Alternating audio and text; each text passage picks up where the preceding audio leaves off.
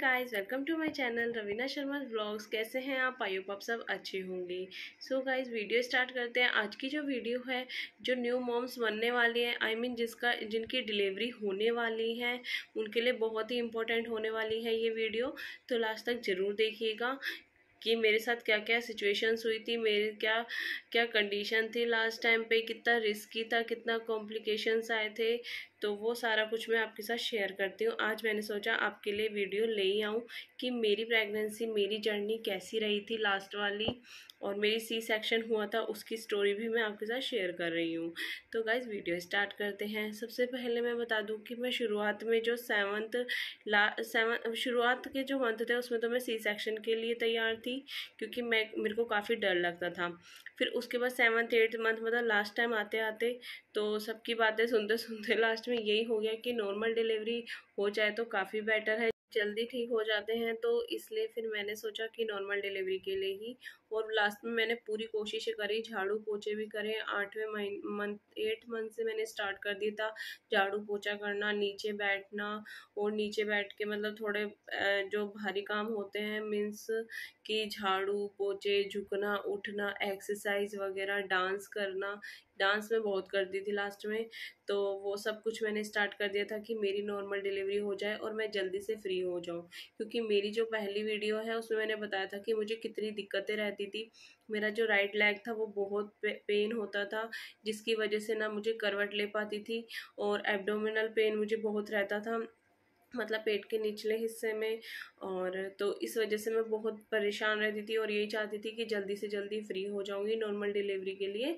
तो मैं एक्सरसाइज वगैरह सब कुछ करने लग गई थी, और मेरा जो राइट लेग था वो बहुत ही ज़्यादा पेन होता था। मेरा जो ये सिम्टम्स था राइट लेग वाला, पहले मुझे सबने बोला था पैर दुखता है तो बेबी बॉय होता है, पर नहीं, ऐसा नहीं हुआ। मुझे जो सारे सिम्टम्स थे, मैं मीठा खट्टा तीखा सब खाती थी और मेरे पैर में दर्द होता था, राइट साइड भी दर्द होता था, लेफ्ट साइड भी दर्द होता था। तो मुझे बेबी गर्ल हुई है, मेरी बेटी हुई है, उसका नाम मैंने सिया रखा है निकनेम, और वैसे अभी रियल नेम नहीं रखा है। उसकी भी मैं स्टोरी बताऊंगी पूरी। तो फिर ऐसे ऐसे मैं शायद स्टोरी शुरू करती हूँ। हाँ, तो मैं लास्ट में मैंने यही सोचा था, सारी तैयारी भी करी थी, दूध में घी डाल के भी खाती थी, मतलब पीती थी, और क्या नाम से दाना मेथी की सब्जी भी खाती थी, सारा कुछ करती थी, घूमना फिरना उठना बैठना बहुत ज़्यादा करती थी। तो भी मेरे साथ नॉर्मल डिलीवरी नहीं हुई। जो 21 की डेट थी, जो उस रात को मेरे को रात के 2 बजे मुझे पेन स्टार्ट हुए। पूरी रात मुझे पेन होते रहे, 2 बजे से पेन स्टार्ट हुए। मुझे ऐसे ही लग रहा था कि मेरे पीरियड्स आने वाले हैं, और मुझे लेबर पेन का नहीं पता था। फिर सुबह उठ के मैंने मेरी सिस्टर से सलाह करी, मैंने उसे बताया कि मुझे ऐसे ऐसे पेन हो रहा है, और वाटर ब्रेक वगैरह मुझे कुछ भी नहीं हुआ था, और मुझे बस थोड़ा थोड़ा पेन हो रहा था। बाकी मेरी डेट नहीं थी 25 जैन को, तो मुझे सोनोग्राफी के लिए जाना था लास्ट वाली के लिए, और मेरी 8 फरवरी की डेट थी। मतलब जो एड डेट थी वो मेरी 8 फरवरी थी, और मुझे 21 जैन को ही दर्द स्टार्ट हो गया था। तो उस रात को जब मुझे दर्द स्टार्ट हुआ तो मुझे लग नहीं रहा था कि मेरी आज डिलीवरी हो ही जाएगी। तो मेरे 2 बजे से दर्द स्टार्ट हुए, और फिर मैं 10 बजे डॉक्टर के पास गई दिखाने। उन्होंने कहा कि, और मुझे 2 दिन से बेबी की धड़कन भी नहीं सुनाई दे रही थी, तो मैं काफ़ी घबरा गई थी। तो डॉक्टर ने कहा आपको आपकी हार्ट बीट सुनाई दे रही है। मैंने कहा नहीं, मुझे नहीं नहीं दे रही है, ना ही मुझे हलचल हो रही है।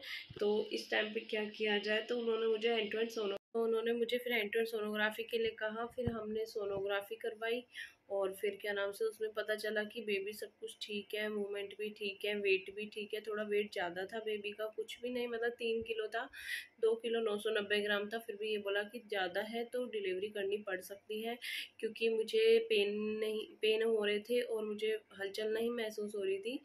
इसलिए फिर ऐसे करते करते पेन थोड़े बहुत बढ़ते गए, तो मुझे लगा कि नॉर्मल हो जाएगा। मैं उस टाइम भी अपने आप को प्रिपेयर मैंने कर रखा था, पर ऐसा नहीं हुआ। मुझे काफ़ी देखभाल भी करी उन्होंने, काफ़ी सारे इंजेक्शन दवाइयाँ वगैरह रखा, मुझे सारा दिन एडमिट रखा, और शाम को 5 साढ़े 5 बजते बजते तो मेरी हालत ख़राब हो गई दर्द के कारण, क्योंकि डिलीवरी नहीं हो रही थी, और मुझे सांस लेने में दिक्कत थी पहले से ही। मुझे मतलब कभी भी ऐसे पेन वगैरह होते हैं तो मुझे सांस लेने में तकलीफ होने लग जाती है, और मुझे सीने में भी दर्द होने लग जाता है। तो उस टाइम पे मुझे ये हुआ था कि सीने में दर्द तो उस टाइम ये हुआ, मुझे सीने में दर्द होने लग गया और सांस लेने में तकलीफ़ होने लग गई। उस टाइम पे मैंने डॉक्टर से कहा कि मुझे दवाई दे दो या फिर मेरा ऑपरेशन कर दो, मुझसे बिल्कुल भी सहन नहीं हो रहा है, क्योंकि पेन बहुत ज़्यादा हो रहा था। बार बार जो इंटरनल चेकअप होते हैं वो भी मेरे 3 से 4 बार हो चुके थे उस दिन। तो मैं काफ़ी ज़्यादा घबरा गई थी और मुझे सांस लेने में इतनी ज़्यादा परेशानी होने लगी कि मैंने डॉक्टर से कहा जो मैं दवाई लेती हूँ या मुझे वो मेडिसिन लेने दो या फिर मेरा ऑपरेशन कर दो। बोला नहीं, अभी इस टाइम पे कोई मेडिसिन वगैरह नहीं लेनी है, आप आराम से रहो, आपकी डिलीवरी 2 दिन में होगी। तो मैंने कहा मैं तो नहीं सह पाऊँगी। तो फिर मेरी सांस लेने में ज़्यादा दिक्कत होने लग गई। तो उस टाइम पे मेरे को ऑपरेशन के लिए डॉक्टर ने बोल दिया कि चलो ठीक है, ऑपरेशन कर देते हैं। तो जब ऑपरेशन थिएटर में गए, उसका तो सीन बहुत ही ज़्यादा खतरनाक होता है। सारे के सारे वहाँ इस टाइप से जमा रखे होते कि ज़्यादा दिल घबराने लग गया मेरा, और मैं बहुत ज़्यादा डर गई थी और मैं बहुत ज़्यादा डर गई थी और मैं बहुत घबरा गई थी। जैसे ही उन्होंने मुझे एनेस्थीसिया लगाया तो एकदम से मेरे पैर इतनी ज़ोर से सुन्न हो गए ना कि मुझे सारा महसूस हो गया था, और मैं उसकी वजह से तो बहुत ही ज़्यादा डर गई थी। और तो जैसे ही पैर सुन्न हुए, कमर में आपको पता ही है रीढ़ की हड्डी के बीचों बीच में वो इंजेक्शन लगाया जाता है, उसका असर तो आज तक है। मतलब 2.5 महीने हो गए हैं डिलीवरी को, अभी भी उसका असर है। बहुत ज़्यादा झंझनाहट होती है पैरों में, काफ़ी पेन भी रहता है। तो जैसे ही एनेस्थीसिया लगाया तो मेरी तो जान सी ही निकलने लग गई और मैं बहुत ज़्यादा घबरा गई। फिर जैसे ही डॉक्टर ने वो ब्लेड सी हाथ में ली कट लगाने के लिए, क्योंकि मेरे को बिल्कुल बेहोशी नहीं आई थी, मैं बिल्कुल भी बेहोश नहीं हुई थी। यहाँ तक कि मुझे 2 दिन तक दिक्कत होती रही थी कि मुझे नींद भी नहीं आ रही थी। तो जैसे ही डॉक्टर ने ऑपरेशन स्टार्ट किया तो मुझे तो ऑक्सीजन की कमी होने लग गई। तो मुझे ऑक्सीजन की कमी होने लगी। उन्होंने कहा फटाफट से ऑक्सीजन मास्क लेके आओ। फिर उन्होंने मुझे ऑक्सीजन मास्क लगाया और मेरे दोनों हाथ पकड़े, क्योंकि मैंने डॉक्टर का हाथ पकड़ लिया था। जैसे ही वो ऑपरेशन करने, मैंने कहा मैम नहीं। तो इतने में तो उन्होंने मेरे दोनों हाथों को बांध दिया, मतलब एक इधर से पकड़ लिया, उधर से पकड़ लिया, और ऑक्सीजन मास्क लगाया और पूरा ऑपरेशन मेरे सामने हुआ। फिर जब ऑपरेशन सामने हो रहा था तो एकदम से जैसे उन्होंने मेरे ऊपर से पुश किया, मेरी बेटी को निकाल के मेरे यहाँ सीने पे रख दिया। तो और उसका प्राइवेट पार्ट मुझे दिखाया और बोला देख लो। मैंने देखा, मुझे इतना रिलैक्स मिला कि मैं सारा कुछ भूल गई और आज दिन तक उस दिन को याद करती हूँ। तो बहुत ही ज़्यादा खुशी हुई। फिर जैसे वो स्टिचेस वगैरह लगाए, काफ़ी टाइम लग गया उसमें, और फिर सारा कुछ भूल चुकी थी और सब कुछ बहुत अच्छे से हो गया। फिर जैसे ही बाहर गई, सीधा नर्स से पूछा मेरी बेटी कहाँ है, उन्होंने एनआईसीयू में। फिर मैं घबरा गई कि उसे एनआईसीयू में क्यों रखा है, कि ठीक तो है ना वो। उन्होंने बोला कि एनआईसीयू में रखते हैं जिससे जो बेबी का टेम्परेचर होता है, बॉडी टेम्परेचर होता है, वो नॉर्मल हो जाए। 1-2 घंटे में दे देंगे, ऐसा कुछ भी नहीं है, वो बिल्कुल ठीक है, एकदम फाइन है। तो तब जाके मुझे रिलैक्स फील हुआ। फिर मुझे वार्ड में शिफ्ट किया गया, मतलब इस जो पर्सनल रूम लिया था उसमें मुझे शिफ्ट किया गया, और काफ़ी अच्छे से देखभाल हुई और सब कुछ बहुत अच्छे से हो गया था। पर जो मेरे पेन्स वगैरह थे, वे सारा दिन जो परेशान रही थी वो बहुत ही खतरनाक था। मतलब रिस्की होता जा रहा था, क्योंकि मुझे सांस लेने में दिक्कत और सीने में दर्द की परेशानी हो गई थी, इसलिए बहुत ज़्यादा रिस्की हो गया था, क्योंकि मैं कोई मेडिसिन नहीं ले पा रही थी। मेन बात तो ये है इसलिए। और बाकी सब कुछ बहुत अच्छे से हो गया, बस भगवान का नाम ले रही थी कि बस मैं सही सलामत ओटी से बाहर आ जाऊँ। ऐसा लग रहा था ओटी में जाते जाते थे कि अब तो मैं बाहर आऊँगी नहीं और मैं मर गई बस। बहुत गंदा फील हो रहा था। तो ये थी मेरी सी सेक्शन की स्टोरी। आपको मेरी स्टोरी कैसी लगी ज़रूर बताइएगा। और मैं 9th मंथ में मैं क्या खाती पीती थी, कैसे रहती थी, वो भी मैं आपके लिए ज़रूर लेके आऊँगी, क्योंकि मैंने उसकी वीडियो नहीं बनाई थी।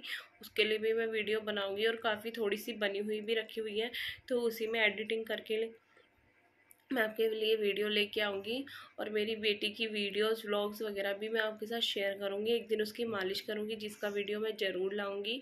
और उसके साथ मेरा रूटीन, मेरी दिनचर्या कैसी चल रही है, वो भी मैं सारा आपके साथ शेयर करूँगी। अगर आपको मेरी सी सेक्शन की स्टोरी अच्छी लगी हो, मेरी पूरी कहानी अच्छी लगी हो, तो वीडियो को लाइक शेयर एंड चैनल को ज़रूर सब्सक्राइब कीजिएगा। प्लीज़ ज़्यादा से ज़्यादा शेयर करिएगा, जिससे लोगों को सी सेक्शन की स्टोरी के बारे में पता चले। ठीक है guys, bye bye, take care.